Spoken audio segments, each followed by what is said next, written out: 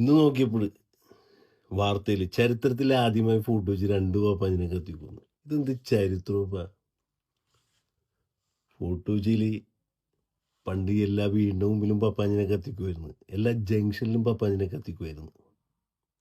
അത് കൂടാണ്ട് വേറൊരു ചരിത്രം കൂടെ ഉണ്ട്. 31-ാം തീയതി കയ്യിലെ പണം കൊടുത്ത് മദ്യം വാങ്ങാണ്ട് ഫിറ്റാണ് ഒരു ദിവസം കൂടിയാണ് 31-ാം തീയതി.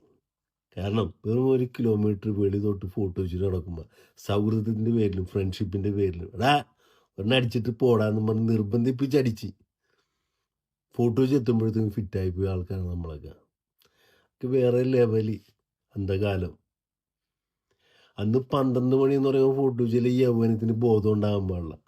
അതായിരുന്നു ട്രഡീഷണൽ. പക്ഷേ ആ 12 മണി ആവുന്നതിന് മുമ്പ് ഒരു ജാമിങ് ഉണ്ട്. ഇന്ന് മെസ്സി ചാമ്പ്യൻസ് ലീഗ് ബാർസലോണയ്ക്ക് വേണ്ടി കളിക്കുമ്പോൾ കിട്ടുന്ന അതേ ഫീലായിരുന്നു. ബ്യൂട്ടിഫുൾ പെണ്ണുങ്ങളൊക്കെ ഇങ്ങനെ റൗണ്ടായി വട്ടം കൂടി നിൽക്കുമ്പോൾ അവരുടെ ബന്ധുക്കളും എല്ലാവരും കാണാൻ നിൽക്കുമ്പോൾ ഒരു സ്റ്റെപ്പ് ഇടലുണ്ട്. ബഫ്ലോ സോൾജയും പഴയ രജനീകാന്തിൻ്റെ ദളപതിയിലെ പാട്ടും കമൽഹാസൻ്റെ പാട്ടൊക്കെ ഇട്ടൊരു അടിയുണ്ട്. അതായിരുന്നു പൊളി. അതൊക്കെ ഇനി കിട്ടൂ. ആ സ്വാതന്ത്ര്യം, ആ ഫ്രീഡം, ആ പാട്ട്, ആ ജാമിങ്, ആ എൻ്റർടൈൻമെൻറ്റ്, ആ സൗഹൃദം, അതൊക്കെ ഫോട്ടോ വെച്ചിക്കാരുടെ പോയില്ലേ. അന്ന് ഒരു ന്യൂ ഇയർ കാണാൻ പറ്റില്ലെങ്കിൽ നമ്മൾ ദൂരെയാണെങ്കിൽ കൂട്ടുകാരൻ സൈക്കിൾ എടുത്തിട്ട് പോയിട്ട് കണ്ട ഈ ജാമിങ് കണ്ട എന്ന് പറയും.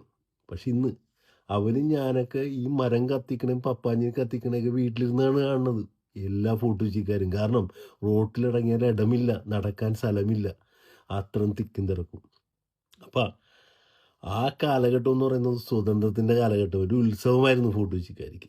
പരസ്പരം അറിവും, പരസ്പരം കണ്ടിട്ടുള്ള ആൾക്കാർ, പരസ്പരം അറിയുന്ന ആൾക്കാർ, ബന്ധം, സൗഹൃദം, അങ്ങനെയായിരുന്നു. അതുകൂടാണ്ട് സ്വതന്ത്രം.